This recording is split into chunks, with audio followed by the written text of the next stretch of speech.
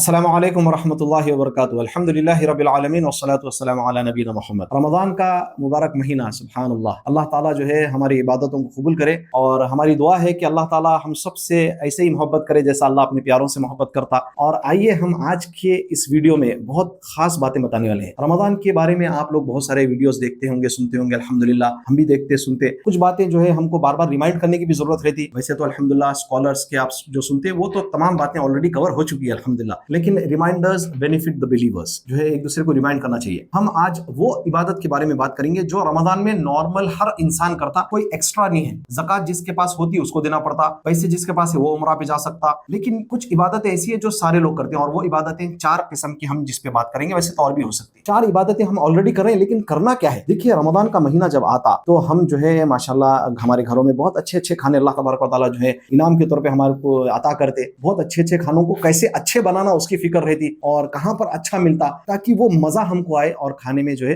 ایک صحیح طریقے سے پیسہ بھی خرچ ہو رہا تو انجوائے بھی کریں اور اس کا مزہ آئے۔ تو ہم یہ چار عبادتوں کو کیسا مزہ لائیں، اس عبادت میں کیسے لذت آئے، کیسے مٹھاس آئے، اور کیسے خوشی کے ساتھ یہ عبادتوں ہو، وہ اس کے بارے میں ہم انشاءاللہ تعالیٰ یہ چار عبادتوں کے بارے میں آپ کو بتائیں گے۔ تو یہ کون سی چار عبادتیں ہیں؟ ایک تو ہے نماز، دوسرا ہے قرآن مجید کی تلاوت، اور تیسرا ہے ذکر، اور چوتھا ہے دعا۔ یہ چاروں جو ہے عبادت ہے، جیسا کہ آپ اللہ کے رسول صلی اللہ علیہ وسلم نے جو ہے ہمیں بتایا کہ دعا بھی عبادت ہے، اور دعا جو ہے مغز ہے عبادت کا، لیکن دعا خود بھی عبادت ہے۔ ذکر اللہ کی عبادت ہے، قرآن مجید کی تلاوت اللہ کی عبادت ہے، نماز اللہ کی عبادت ہے۔ پہلے ہم آتے ہیں نماز کے بارے میں۔ الحمدللہ رمضان میں جو شخص نماز پڑھتا وہ تو پڑھتا ہی ہے، ایکسٹرا نماز پڑھنے کے لیے وہ کیا کرتا؟ تراویح تہجد پڑھتا، اور بھی نفل نمازوں کی پابندی کرتا، اور جو شخص نماز نہیں پڑھتا وہ بھی نماز پڑھتا۔ اب نماز تو ہم پڑھ رہے ہیں، لیکن ہمارا سوال یہ ہے کہ کیا نماز ہم اس انداز سے پڑھ رہے ہیں جس انداز سے اللہ کے رسول صلی اللہ علیہ وسلم نے ہمیں سکھایا؟ صلو کما رأیتمونی اصلی، نماز ایسے پڑھو جیسے تم دیکھتے ہو مجھے پڑھتا ہوا۔ نماز کے طریقے کے بارے میں بھی آپ تھوڑا پڑھ لیں، اور نماز کی PDF اگر چاہیے تو ڈرائیو ہم دے دیں گے آپ کو، انشاءاللہ تعالیٰ لنک ڈال دیں گے، آپ وہ بھی کر لیں۔ نماز میں کیا پڑھتے وہ سیکھیں، لیکن بات یہ ہے کہ نماز میں مزہ کیسے آئے گا؟ اصل تو یہ فکر ہونی چاہیے، نماز پڑھ رہے ہیں، فجر، ظہر، عصر، مغرب، عشاء،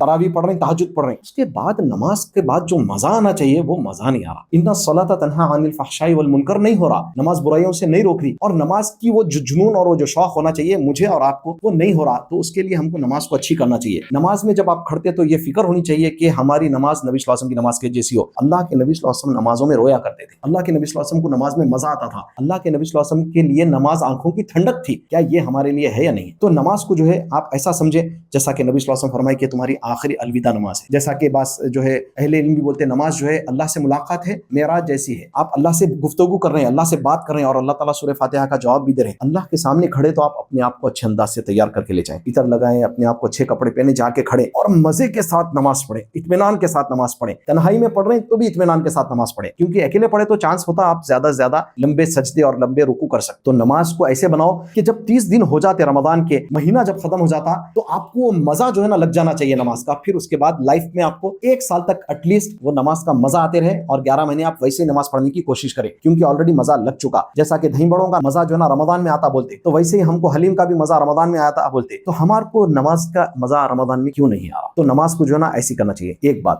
دوسری عبادت ہم ہے کہ قرآن مجید کی تلاوت۔ اب دیکھو میرے بھائی، یہ جو زبان ہے، یہ زبان بھی اللہ تبارک و تعالیٰ دیا، یہ آنکھ بھی اللہ تعالیٰ دیا۔ تو جب کلام پاک اللہ کا کلام ہمارے سامنے آتا تو آپ جب پڑھتے ہیں تو یہ سوچ کے پڑھیے یہ اللہ تعالیٰ کے الفاظ ہیں، یہ اللہ کا کلام ہے، اور یہ کلام کو ہم جیسے لوگ اپنی زبان سے ادا کر رہے ہیں۔ سبحان اللہ، اس کے اوپر غور کریں گے، توجہ دیں گے آپ تو یہ بہت بڑی بات ہے میرے بھائی۔ اللہ کا کلام اور ہم جیسے لوگ اللہ کا کلام اپنی زبان سے پڑھ رہے ہیں، جیسا نازل ہوا۔ تو اس کو آپ ایک ماحول بنائیں، اپنا اچھا وضو کریں، مسواک کریں، عطر لگائیں۔ اگر آپ کی مصحف ہے یعنی کتاب جو قرآن مجید ہے، اچھی مصحف ہے، اس کے اوپر کچھ اطراف آپ اس کے کور پہ عطر لگا سکتے ہیں، اچھی جانماز پر بٹھا کے پڑھیں اطمینان کے ساتھ۔ یہ فکر میں مت رہیں کہ 1 پارہ 2 پارے 10 پارے یا 3 قرآن ختم 4 قرآن ختم کریے، ماشاءاللہ اس میں کوئی شک نہیں ہے، لیکن اکیلے میں جب بھی پڑھ رہے ہیں آپ کبھی یہ بھی سوچ کے پڑھو میرے پیارے اللہ کا پیارا کلام ہے، اطمینان کے ساتھ آرام سے ایک ایک آیت، ان الذین قالوا ربنا اللہ ثم استقاموا، اطمینان کے ساتھ بھی پڑھو۔ تیز پڑھتے اکثر ہم ختم کرنے کے لیے، لیکن کچھ وقت ایسا بھی رکھو اکیلے میں بیٹھ کے اللہ کے سامنے ایسے انداز سے پڑھو، اور دعا یہ کر لو، یہ ایک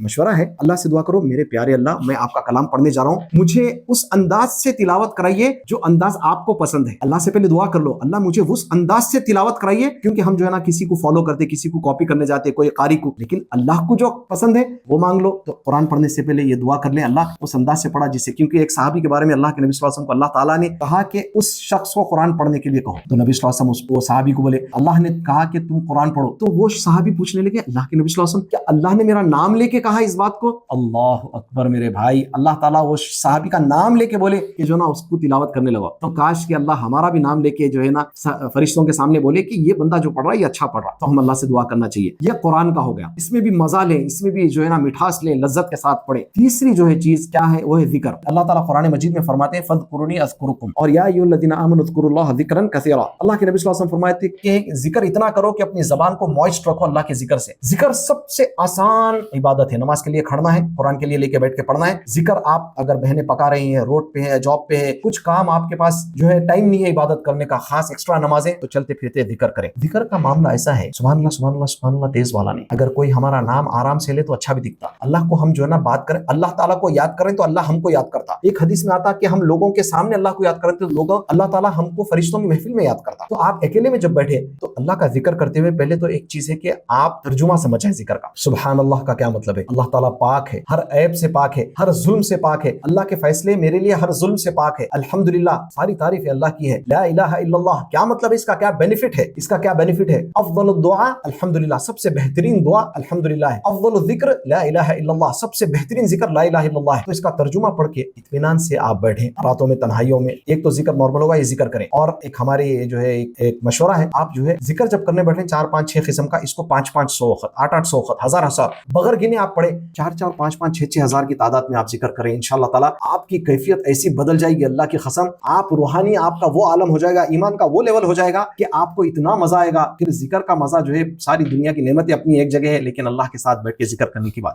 اچھا ذکر کرتے وقت اللہ سے بات کریں. بولے میرے پیارے اللہ آپ کتنے بڑے پیارے ہیں. اللہ آپ کے بارے میں نبی صلی اللہ علیہ وسلم فرمائے ان اللہ جمیل یحب الجمال, اللہ آپ خوبصورت ہے, خوبصورتی پسند کرتے. اے اللہ میں بندہ تیرا ہی ہوں, میں خوبصورت بننے کی کوشش کیا, عطر لگایا, اچھے کپڑے پہن کے تیرے سامنے بیٹھ کے میرے پیارے اللہ ذکر کر رہا ہوں, تیرے نام کا ذکر کرو, تو بڑا پیارا ہے میرا پیارے اللہ. یہ بات کریں اللہ اور ذکر کر دے الحمدللہ سبحان اللہ لا الہ الا اللہ, تیز تیز نہیں آرام سے ذکر کریں. تو یہ تیسری چیز ہو گئی. چوتھی چیز ہے جس کے اندر ہم بڑی کوتاہی کرتے وہ ہے دعا. دعا مانگنے میں ہم امام کے ساتھ ہی دعا آمین آمین بول کے آ جاتے, تنہائی میں یا اکیلے میں بیٹھ کے دعا نہیں کرتے ہاتھ اٹھا کے. بہت سارے لوگوں کی پرابلم ہوتی. دعا کے بارے میں ایک حدیث یاد رکھیں, اللہ کے رسول صلی اللہ علیہ وسلم فرمائے کہ اللہ تعالیٰ اس شخص کی دعا قبول نہیں کرتا جو غافل جو ہے نا دل سے دعا کرتا. غافل دل کی دعا اللہ تعالیٰ نہیں سنتے. آپ کو معلوم ہی نہیں ہے کیا دعا کریں, ربنا آتنا فی الدنیا حسنۃ آمین آمین, معلوم نہیں کیا مانگ رہے ہیں آپ کو معلوم ہونا چاہیے. عربی میں کریں تو ترجمہ یاد کر لیں, نہیں اردو میں بات کریں. اللہ کا پہلے بات اللہ کا نام سے شروع کریں, بسم اللہ, اللہ کی تعریف بیان کریں, پھر درود پڑھیں, پھر دعا مانگیں. اور اللہ کو دل کی تمام باتیں آلریڈی اللہ علیم بذات صدور ہے, دلوں کی حال جانتا. لیکن آپ خود بولے اللہ کو پھر سے, میرے اللہ میں بڑا پریشان ہوں, میرے اللہ مالک 2 سال سے پریشان ہوں, میرے کو کوئی سمجھنے والا نہیں ہے میری دل کی کیفیت. آپ اللہ کے سامنے روئیں. میرے بھائی اللہ تعالیٰ اگر ہمارے ہو گئے اور ہم اللہ کے ہو گئے تو ختم ہو گئی بات, ساری دنیا کامیاب اور آخرت کامیاب. اللہ کو آنسو پسند ہے, اللہ سے بات کریں بات کریں. کبھی کبھی ایسا حال لا لیں کہ ایسا معاملہ ہو جاتا کہ ہمارے اتنے آنسو جاتے کہ ہم کو زبان سے الفاظ نہیں نکل رہے, صرف آنسوں سے آپ کی دعا ہو رہی ہے. سبحان اللہ. ایسا بھی کبھی جو ہے ماحول بنا دیں اللہ کے سامنے بیٹھ, آپ صرف آنسوں سے اپنی دعا کریں, صرف دل سے زبان سے کچھ نہیں نکل سک رہا, لیکن اللہ کو معلوم ہے کیا چاہ رہا آپ کا دل, آنسوں سے اللہ کو منا لے میرے بھائی. تو یہ دعا کا معاملہ ہو گیا. اس میں بھی بات کریں اللہ سے. یہ 4 عبادتیں ہم روز کرتے ہیں رمضان میں, تو یہ 4 عبادتوں کو روحانی طور پہ اسپرچل طور پہ اس کو اسٹرانگ بنائیں. آج سب سے بڑی کمزوری اگر مسلمانوں کے اندر ہے, یہ 4 عبادتیں ہیں, روز بھی کرتے لیکن ایمان وہ لیول کا نہیں ہے, اسپرچولیٹی 0 ہے. روحانی طور پہ ہم ایک کھوکھل ایک ہالو جو ہے نا انسان ہے. ہم جو ہے صرف آؤٹ ورڈلی ہم جو ہے ریلیجیس ہے, ہم کو جو ہے نا یہ عبادتیں ہیں, لیکن اس کے اندر روحانیت نہیں ہے, اس کے اندر اسپرچولیٹی نہیں ہے, جس کی وجہ سے آج ہم بہت کمزور ہیں. تو اللہ سے دعا ہے کہ اللہ تعالیٰ ہم سب کو روحانی طور پہ مضبوط کر دے اور ایسی عبادت کرنے کی توفیق دے جیسا کہ نبی صلی اللہ علیہ وسلم عبادت کرتے, اور ایسی عبادت کرنے کی توفیق دے جو عبادت سے اللہ ہم کو اپنا پیارا بنا کے بنا حساب کے جنت الفردوس میں اعلیٰ مقام عطا فرمائے. اللہ تعالیٰ کہنے سے زیادہ عمل کی توفیق عطا فرمائے. وصلی اللہ علی نبینا محمد. السلام علیکم ورحمۃ اللہ وبرکاتہ.